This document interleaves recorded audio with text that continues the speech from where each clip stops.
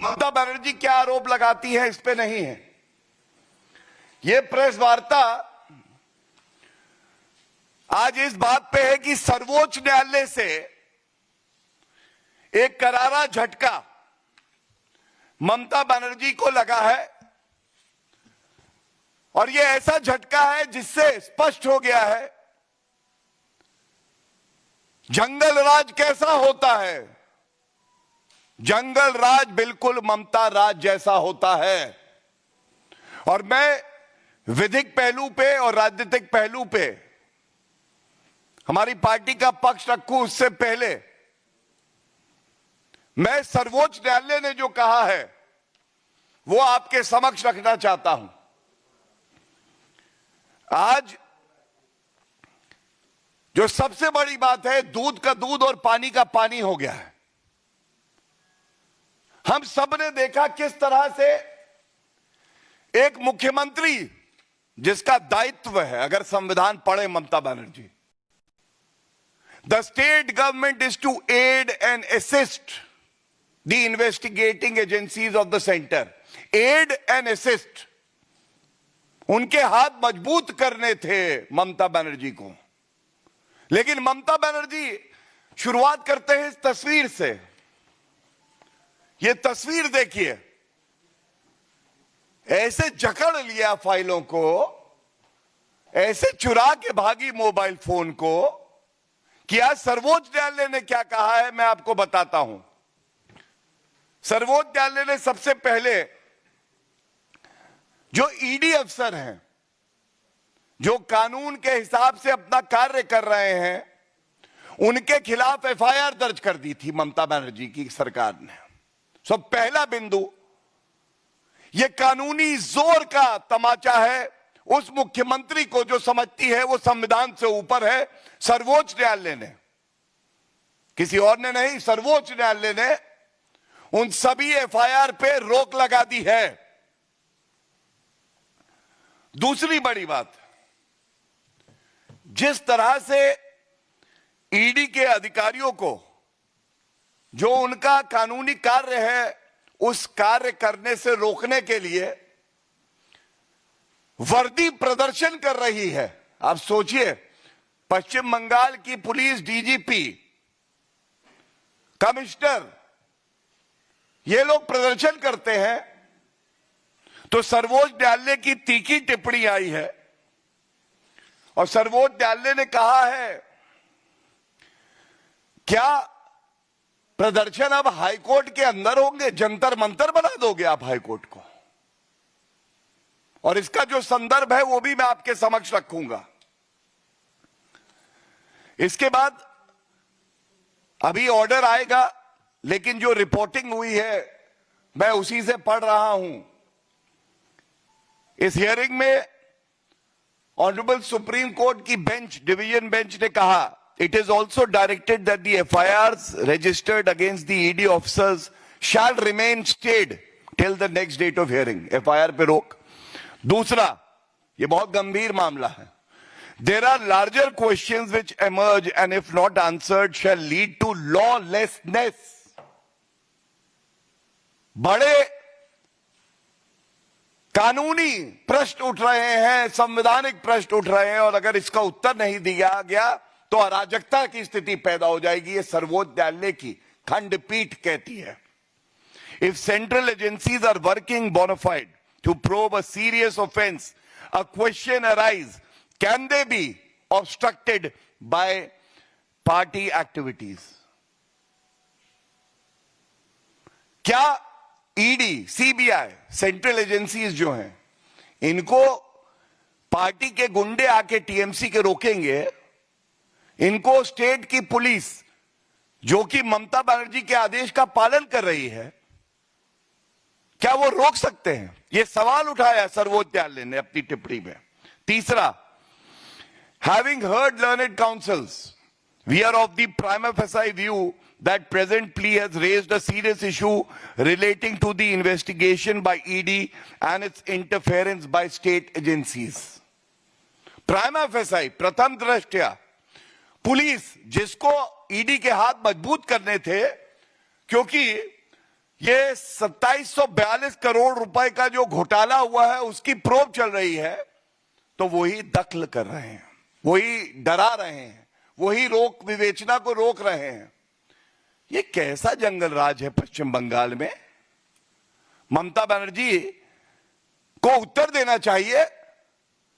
आज सर्वोच्च न्यायालय ने आईना दिखा दिया है और इसके बाद बेंच कहती है इट इज ऑल्सो सबमिटेड, और ये बहुत अहम है। और ये लाइन मैं पढ़ूं उससे पहले मैं जरूर बताना चाहूंगा, एक पिटीशन हाईकोर्ट में फाइल हुई थी जो ऑल इंडिया तृणमूल कांग्रेस ने करी हाईकोर्ट में। तारीख नोट करिए, 9 तारीख को, 9 जनवरी को सुनवाई होने से पहले जो तृणमूल कांग्रेस का लीगल सेल है ममता बनर्जी के इशारे पर व्हाट्सएप मैसेज भेजता है जिसका संज्ञान आज सर्वोच्च न्यायालय ने लिया है और कहता है सभी हाईकोर्ट पहुंच जाओ। गुंडागर्दी देखिए, हमारे देश की संवैधानिक उच्च न्यायालय को गुंडों से डराने का प्रयास करते हैं।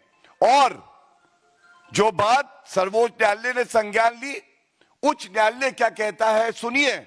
और इसीलिए पुनः कहूंगा, ये ममता बनर्जी जंगल राज का प्रतीक है, अराजकता की मूर्ति है। और जंगल राज कैसा होता है? बिल्कुल ममता राज जैसा होता है। This is what the Calcutta High Court has to say in its order of 9 Jan 2026 and I am placing quoting from that order. The environment in the courtroom is not conducive to comments continue with the hearing. और इससे पहले जो कहा है, at this juncture a huge number of learned advocates as well as other persons enter the courtroom and create enormous disturbance and commotion. Several requests made by the court to maintain the decorum and the dignity of the court so that the matter can be taken up for consideration fell on deaf ears. मतलब WhatsApp से message भेजे गए, TMC के गुंडे court के अंदर आते हैं, माननीय न्यायाधीश को डराने का काम करते हैं।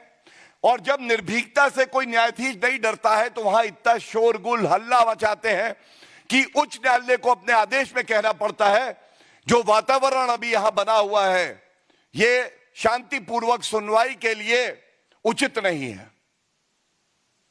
ये पेशे से वकील हूं, वरिष्ठ अधिवक्ता हूं, 22 साल की वकालत में मैं बता सकता हूं मैंने ऐसा नहीं देखा कि कोर्ट रूम के अंदर नारे लगाए जाएं, अराजकता हो।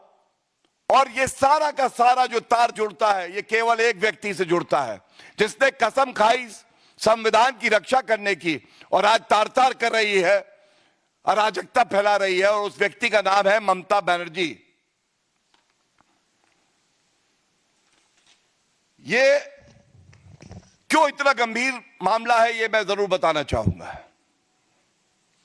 ये जो फाइल पकड़कर ममता बनर्जी खड़ी हैं, ये पूरा देश और पश्चिम बंगाल की जनता आज कह रही है तुम इतना जो छुपा रही हो ममता बनर्जी, तुम इतना जो छुपा रही हो, क्या डर है जिसे दबा रही हो? ये क्या डर है कि ये फाइल अगर ईडी के हाथ लग जाती है तो आपको चिंता हो जाती?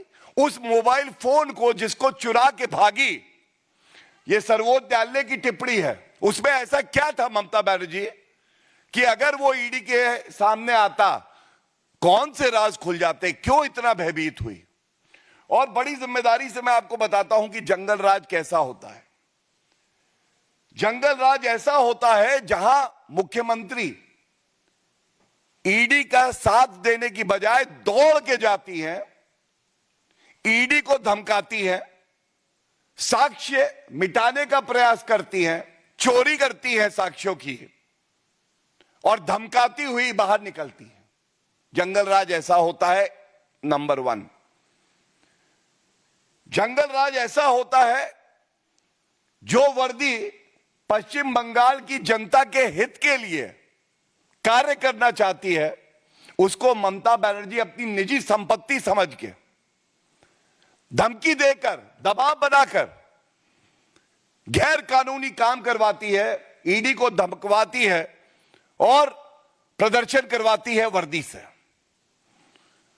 जंगल राज ऐसा होता है, कलकत्ता हाईकोर्ट में सुनवाई नहीं हो पाती है, वो सुनवाई टाल दी जाती है 9 जनवरी को जैसे टाली गई। और जंगल राज ऐसा होता है, ईडी अफसरों पे एफआईआर हो जाती है। मैंने आपको 4 बिंदु बताए, ये केवल और केवल ममता राज में अराजकता की मूर्ति उन्हीं के राज में हो सकता है। और इसके साथ मैं आपको एक जानकारी और दे दूं, जो बात आज लर्नेड सोलिसिटर जनरल ने जब ईडी की दलील रख रहे थे सर्वोच्च न्यायालय में भी कही, there is a pattern of lawlessness. ये अराजकता का पैटर्न है जो पश्चिम बंगाल में ममता बनर्जी आगे बढ़ाती है। 2019 में सीबीआई अफसर गए पश्चिम बंगाल, वहां उन पर हमला हुआ। यह हमला किया किसने? टीएमसी के गुंडों ने, और पुलिस की सहायता लेके दबाव बनाने का प्रयास किया गया। फिर 2024 जनवरी में, आप याद करिए, शाहजहां शेख, बहुत खास ममता बनर्जी के टीएमसी के लीडर, ईडी के अफसर वहां जाते हैं, उन पे हमला हो जाता है। शाहजहां शेख की गिरफ्तारी नहीं होती, और इसकी तुलना करिए, ईडी अफसरों के खिलाफ एफआईआर तुरंत हो जाती है।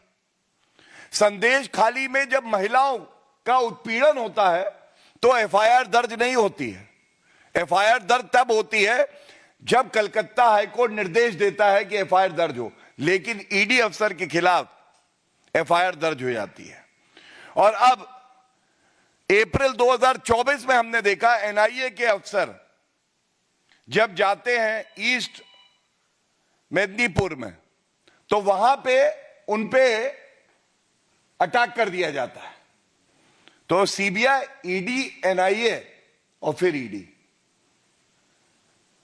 ऐसा लगता है कि रोहिंग्या से तो बहुत प्यार है ममता बनर्जी को, लेकिन भारत की जो केंद्रीय जांच एजेंसियां हैं उनसे बड़ी दुश्मनी है, नफरत है, और यह बड़ा चिंताजनक है। दूसरा जो चिंताजनक है वो ये है कि आप साक्ष्य मिटा क्यों रही है। जैसा आज न्यायालय में भी दलील दी गई कि ये चोरी है, डकैती है कि आप मोबाइल फोन, फाइलें उठा लें। Obstructing a public servant itself under the new law of BNS is a crime. ये धारा 224, 221, 186 पुरानी आईपीसी में obstructing the public servant is a crime जो ममता बनर्जी कर रही हैं। और डिस्ट्रॉइंग ऑफ एविडेंस, साक्ष्य को नष्ट करना भी एक अपराध है जो ममता बनर्जी कर रही हैं। तो आज विधिक तौर पे मैंने आपको बताया, सर्वोच्च न्यायालय ने जो रोक लगाई है एफआईआर और जांच पे, यह एक करारा तमाचा है और एक मजबूत संदेश है कि भारत देश और सभी प्रदेश, खासकर पश्चिम बंगाल, कानून का राज होगा, कानून से चलेंगे, अराजकता से नहीं चलेंगे। और जिस तरह से राजनीतिक तौर पे ममता बनर्जी मीडिया को बाइट दे रही हैं, फाइल दिखा रही हैं, हमारे साथ गलत हो रहा है, आज सर्वोच्च न्यायालय ने दूध का दूध और पानी का पानी कर दिया है और स्पष्ट हो गया है, अगर कोई अराजक था, गलत था, साक्ष्य मिटा रहा था, ईडी अफसरों को धमकी दे रहा था, कानून के साथ खिलवाड़ कर रहा था और संविधान को नष्ट कर रहा था, तो वो केवल अराजकता की मूर्ति, जंगल राज का प्रतीक ममता बनर्जी थी।